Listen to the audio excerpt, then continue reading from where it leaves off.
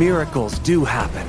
A gorgeously imaginative new musical is now on Broadway. Water for Elephants is a New York Times critic's pick. It's stunning, emotional, spellbinding entertainment. A dazzling love story, propulsive with passion. Don't miss the best new musical on Broadway. Water for Elephants. Get tickets now at telecharge.com and choose the ride. On today's Smart 7, Scotland faces a leadership contest, Rwanda refugees cause Irish row, and lots more. It's Tuesday 30th of April, it's Mr. Potato Head Day, and happy birthday, Travis Scott. The Smart 7. It's news, but not the news.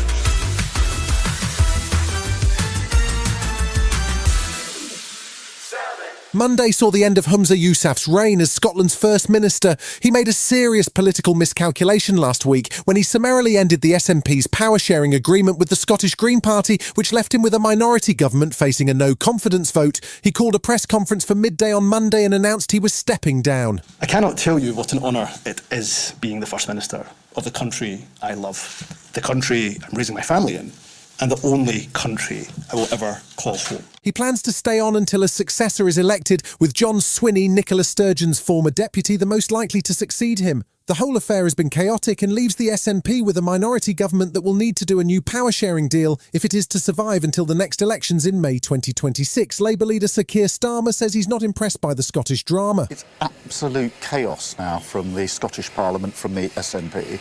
So you've got chaos in the Scottish Parliament, you've got chaos in the Westminster Parliament, and the Scottish people are being fundamentally let down, and all the SNP can offer is chaos.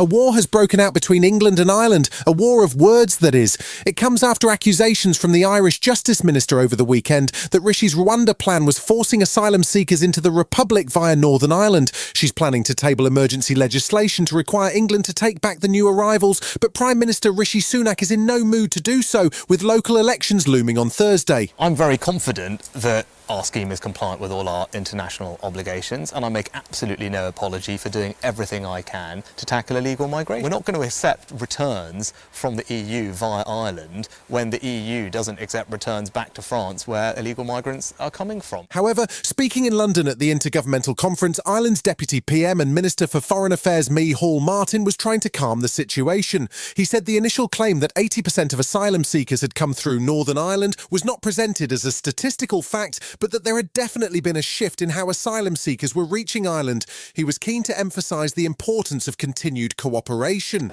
Both governments are committed to working together in the time ahead to dealing with issues, many issues, including migration. There is no doubt that migration is an enormous challenge to every jurisdiction, United Kingdom, Ireland, Europe, the world.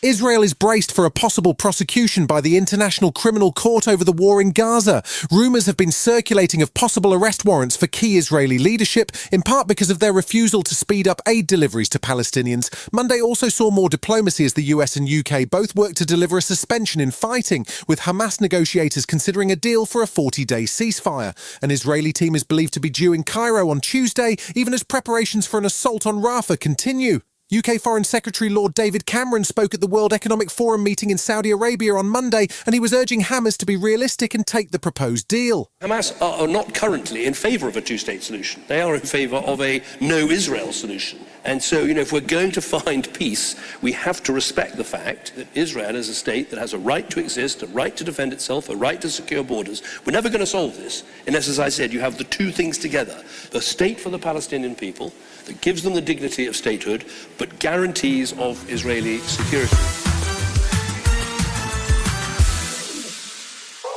Russian troops continued to make gains in Ukraine on Monday. They've been pushing hard across the defensive lines, desperately trying to gain territory before the arrival of the new weapons and ammunition in the US aid package. They've continued to strike targets across Ukraine with missiles and drones too, striking the so-called Harry Potter castle in Odessa and setting it ablaze on Monday night.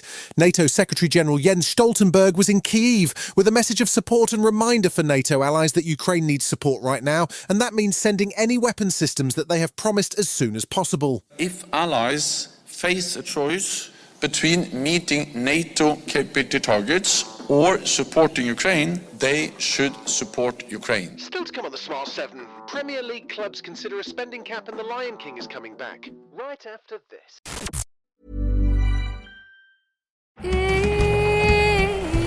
Miracles do happen. A gorgeously imaginative new musical is now on Broadway. Water for Elephants is a New York Times critics pick. It's stunning, emotional, spellbinding entertainment. A dazzling love story, propulsive with passion. Don't miss the best new musical on Broadway. Water for Elephants. Get tickets now at telecharge.com and choose the ride. Welcome back.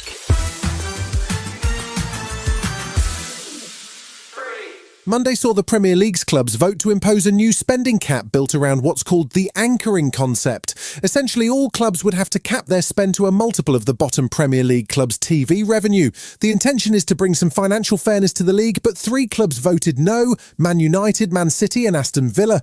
Chelsea abstained from the vote and might struggle to comply if their recent spending sprees are anything to go by. They also said goodbye to veteran defender Thiago Silva, who announced his departure after 4 years at Stamford Bridge. Chelsea means a lot to me. I came here with the intention of only staying a year and it ended up being 4 years.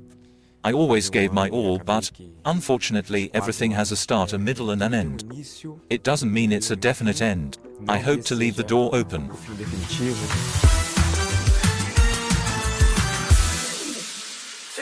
Ryan Gosling and Emily Blunt have been working hard on their promotional tour for new movie The Fall Guy. The duo have done pretty much every TV show going, but they haven't had an experience quite like their interview on This Morning. Alison Hammond is a bit of a viral legend for her interview style, and she famously cracked up the notoriously grumpy Harrison Ford alongside Ryan when they were promoting Blade Runner. So maybe Ryan should have expected the unexpected when Alison popped the question. Do you think, Ryan, that Ken will always be inside of you? Like there might be it's Ken inside of me. Always.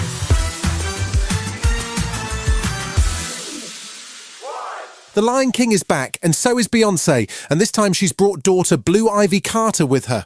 Mufasa, The Lion King is a new live-action style prequel to the 2019 remake of The Lion King. That version, which featured Beyoncé alongside Donald Glover as Simba, was a box office smash, so it's no surprise that Disney are heading back to the Pride Lands. This musical sees Rafiki telling the story of legendary King Mufasa to Kiara, played by Blue Ivy, who is the daughter of Simba and Nala, played by Beyoncé. The animation looks spectacularly realistic, and all the big names are back for a feel-good moment this Christmas. This story begins far beyond the mountains and the shadows, on the other side of the light. A lion was born without a drop of nobility in his blood. A lion who would change our lives forever. Mufasa. You've been listening to The Smart 7. We'll be back tomorrow at 7 a.m. Hit that follow button and have a great day. Give us 7 minutes, we'll give you the world.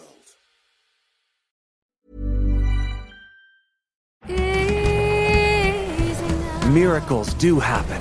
A gorgeously imaginative new musical is now on Broadway. Water for Elephants is a New York Times critics pick. It's stunning, emotional, spellbinding entertainment.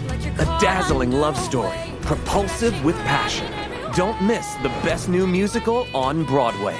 Water for Elephants. Get tickets now at telecharge.com and choose the ride.